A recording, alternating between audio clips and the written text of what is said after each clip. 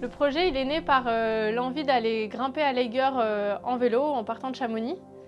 Mais ça faisait quand même beaucoup de vélo pour pas beaucoup de grimpe. Donc j'ai cherché d'autres faces avec des voies grimpantes techniques sur l'itinéraire qui pourraient me motiver. Et donc j'ai pensé aux Grandes Jorasses et au Cervin. Donc en mûrissant un peu les choses, j'en ai parlé autour de moi. Et il y a Tic et Tac, Amaury et Philippe qui étaient super motivés, super enthousiasmés par le projet. Et c'est comme ça qu'est née l'équipe. Ah, je suis sec. Allez, Enfin, le premier jour, on a quand même fini par prendre la benne parce qu'on était trop à la bourre en préparant les affaires et que sinon on allait arriver trop tard au refuge de l'Échaud, alors que l'aventure avait à peine commencé. Pour les Grandes Jorasses, on avait choisi Manitua, qui est une voie en face nord de à peu près 1000 mètres avec 3 parties. Un premier socle, un bastion plus grimpant et puis une dernière partie en mixte. Et ensuite, l'idée c'était de redescendre en face sud, côté italien, pour retrouver nos vélos à Courmayeur. Départ 3h00. Dré dans le pentu. L'éthique du projet, c'était d'être en autonomie, donc d'avoir tout sur les vélos et avec nous de A à Z. Bon, on n'est pas allé jusqu'à porter les vélos au-dessus des Jorasses, mais presque. La tour en bas. Putain, j'avoue, c'est beau. Anouk au charbon. Philippe qui a peut-être réussi à trouver une petite solution pour passer. Inch'Allah, on commence à aller vers le haut. Il devrait être les allers-retours. Peut-être, c'est pas gagné encore. J'aurais pas parié là-dessus tout à l'heure. Hein. Au pied du bastion, on avait vraiment du mal à comprendre où est-ce que partait la voie. Donc on est monté à droite, à gauche, on est resté au final 3 heures au même relais, enfin en tout cas ceux qu'assurer.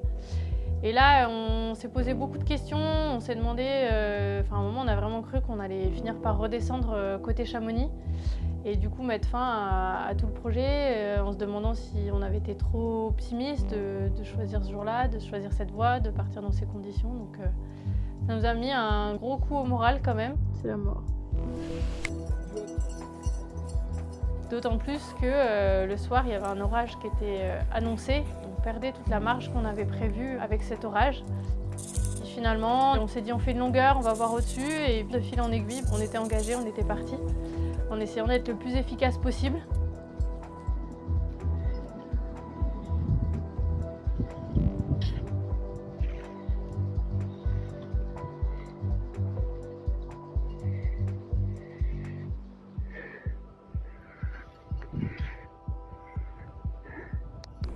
Moi qui s'y colle, mais ça n'a pas l'air facile à protéger. Et on a qu'un piole chacun, donc. Quelle merde. Deux piolets techniques qui disaient le topo. Voilà. Un gulli chacun. Un gulli chacun. Nickel. Putain, merde, des tocards. Des tocards. Ça fatiguait un peu là. Juste avant d'arriver au sommet, on a fait dernière longueur de mixte et là il y avait vraiment une ambiance particulière avec du grésil. Il y avait vraiment des éclairs à 360 autour de nous, donc là on s'est un peu demandé si on avait un peu trop poussé parce que l'orage en montagne c'est jamais drôle. On est arrivé vers minuit au sommet, on a fini par arriver à Bocalat, on s'est pris la pluie, grosse pluie, 10-15 minutes avant d'arriver au refuge et on était complètement trempés mais on avait échappé à l'orage. Petite saucée au moment d'arriver au refuge Bocalat.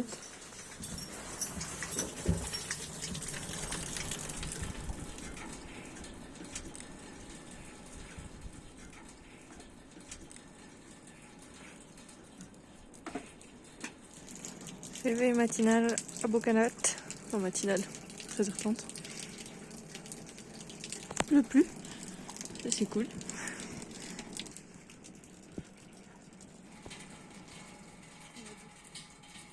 Voilà, la qualité de la vidéo. Là, on arrive sur Faible lumière. TV Mountain 1995. Avec Tic et Tac, ce qui me motivait bien, c'est qu'on avait déjà fait des projets ensemble, par exemple dans les écrins l'année d'avant, et ça avait bien roulé, on avait à peu près les mêmes motivations. Ils adorent porter des sacs et se mettre des missions en montagne de plus de 24 heures avec moi. Ils étaient bien enthousiastes à l'idée de faire du vélo, même s'ils n'ont jamais le bon braquet, donc ils vont toujours trop vite pour moi. Et ils étaient dispo cet été, et en plus c'est des bons maniaques du matériel et de l'optimisation, donc c'est bien ce qu'il fallait pour ce projet. C'est parti! Et le Cervin qui vient d'apparaître. Enfin pas tout à fait parce qu'il y a un peu d'écume. Et là ça déroule de la gambette là. Il fait le malin. Du coup, en repartant le lendemain des Joras, on a fait un jour de vélo pour aller jusqu'à Breuil. Et tout de suite après, il fallait se projeter dans le Cervin. Donc ça faisait 2 voies très longues et assez complexes, coup sur coup très rapprochées avec pas trop de repos à part du vélo. Une longue montée vers Breuil-Servignat au pied du Cervin. On le relance. C'est l'époque, tout n'est pas encore fait. Mais malheureusement, c'est fini pour Pogacar. Allez, à la prochaine hein. Par contre, il y a l'air d'avoir encore un paquet de neige. Un des points importants pour le projet, c'était d'être en autonomie. Ça implique pas mal de contraintes, notamment de poids sur le vélo. On a voulu s'alléger en ne prenant pas de matos de bivouac, ce qui impliquait de faire les voies à la journée et de dormir en dur pendant les transitions à vélo.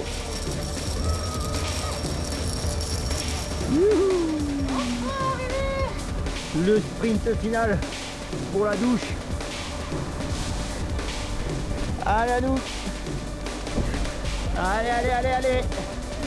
Les 3 voies sont assez différentes dans leur nature. On allait aux Joras d'une voie très montagne à une voie plus aseptisée à l'Eiger. Donc forcément le matos qui en découle était un peu différent. Et on avait besoin de sacs pour hisser, d'une corde pour hisser. Tout ça cumulé, ça faisait qu'on avait à peu près 12 kg de matos chacun sur nos vélos.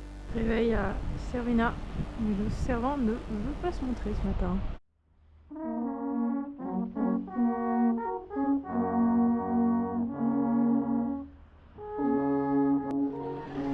Le silence de la montagne. Après les Joras, c'était autour du Cervin. Et là, on a choisi une voie en face sud, une combinaison de voies de Patrick Gabarou. Donc Padre Pio, qui est un premier pilier de 800 mètres. Puis Échelle vers le ciel, qui termine au sommet du Cervin, le long de l'arête de Furguen, et qui fait en tout une belle grande voie de 40 longueurs. Cette voie, elle comportait une grosse problématique d'horaire, sachant qu'on voulait essayer de la faire la journée. Elle avait été répétée qu'une seule fois en 3 jours.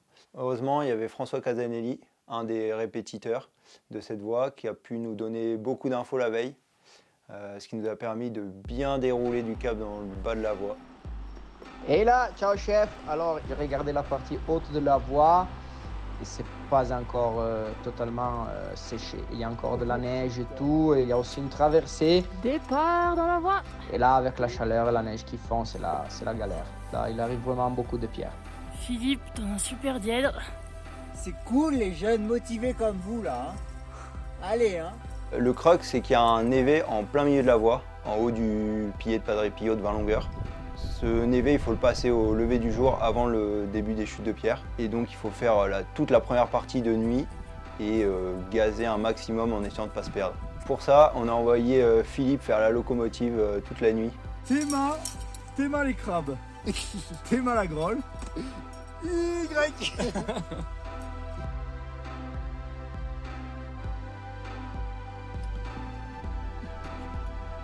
Grand libre, comme on appelle ça chez nous.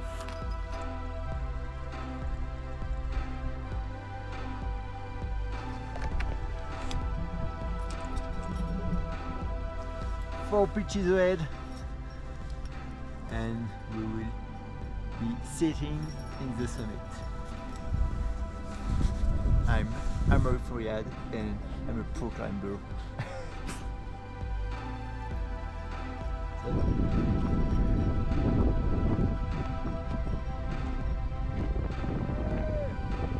Trop cool d'être là tous les trois quand même.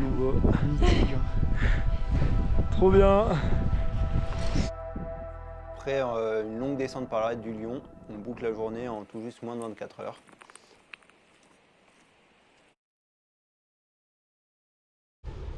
Départ de Breuil, en grande forme. Fringué comme au Cervin. Philippe en mode hivernal. Descente de col. Du coup, après le Cervin, on venait de faire une deuxième journée de plus de 24 heures en 4 jours, je crois. Et donc on était quand même bien fatigués. On est descendu en vélo à Aoste. Et là, on partait pour 4-5 jours de vélo. Ça a été vraiment un changement de rythme dans le voyage. Dernier virage de Grand Saint-Bernard. Commence à tirer gentiment là. Les cuisses in fire. Donc là, on a monté 2000 mètres de dénivelé pour pique-niquer au bord de la route, c'est ça? C'est beau la montagne.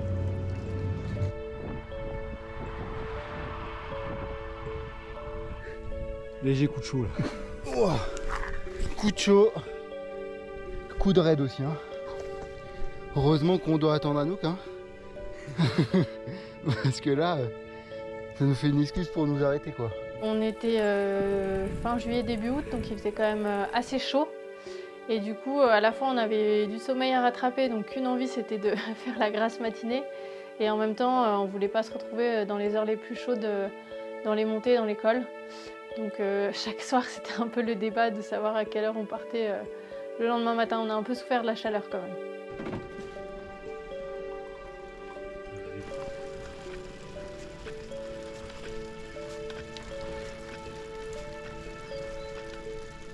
Au final, on se rend compte qu'on peut aller loin dans l'effort malgré la fatigue, malgré des kilomètres de vélo et quand même pouvoir performer en grimpe. Et c'est d'autant plus grisant d'arriver à enchaîner des longueurs dans son niveau max quand tu as parcouru tout ça avant. J'ai eu l'opportunité de rentrer au groupe militaire de haute montagne qui me permet d'être alpiniste professionnel dans l'armée. C'est dans ce cadre-là que j'ai pu participer à ce projet. Le groupe, c'est une équipe d'une douzaine de personnes qui ont pour rôle de pratiquer un alpinisme de performance et de transmettre leurs connaissances au reste de l'armée de terre. Le petit rappel de force. Ah oui, toi t'es... Mais ouais. Mais ça revient pas, ouais. Ah oui, mais toi t'es parti comme ça aussi. Ouais. Et le vélo, ça refait pas de la peau. Philippe en PLS, il a payé 200 balles ses chaussons. Des chaussons très vite choisis, modèle femme, qui seront trop grands, bientôt. Bientôt trop grand. Mais pour l'Iger, Pour la gueule, idéal. Hein. il faut ça, il faut bien ça. On est des ricains. Grindelwald, here we are. Et le monstre qui vient d'apparaître derrière. C'est nous qu'elle monte droit dans la pente. S'en bat les couilles. Nous, on n'y arrive pas. Oh. Philippe qui fait des tours, nickel. On a décidé de monter le plus haut possible au pied de l'Eiger en vélo. Mais c'est hyper raide. On est obligé de faire un peu des lacets. Pas sûr qu'on aille beaucoup plus vite qu'à pied, mais au moins on se dit qu'à la descente, de n'importe quelle heure du jour et de la nuit, on ira plus vite et on sera content. Donc, faut penser à plus tard. Et en arrivant au pied de l'Eiger, la météo du lendemain, elle annonçait beau encore. Et ensuite, un mauvais créneau de mauvaise météo. On a fait le choix de passer direct du vélo à la grimpe, sans s'octroyer de jours de repos.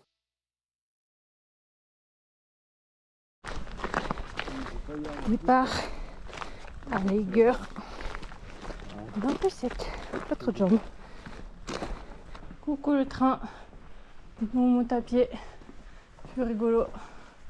C'est parti pour le tunnel. Ce qui est vraiment mythique avec cette voie, c'est qu'elle commence en plein milieu de la face. Il faut sortir par cette mythique petite porte dans la face nord, en plein milieu. Des tonnes de roches. Ambiance cet accueil. Pour rentrer, c'est mieux de sécurité dedans, là c'est direct... Le plein gaz. direct chiant. Ok, vas-y, reste un petit peu. Et bonsoir. Et bonsoir. 5h30.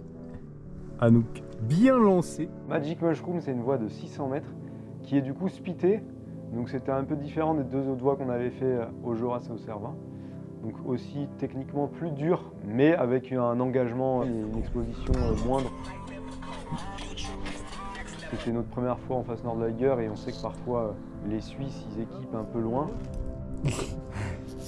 Là au-dessus. Ouais. T'as pas encore mis la paire. Oh putain, baise un peu. Oh wow. Quoi? Mythique. Ouah, la gambette qui tremble. Allez Philippe.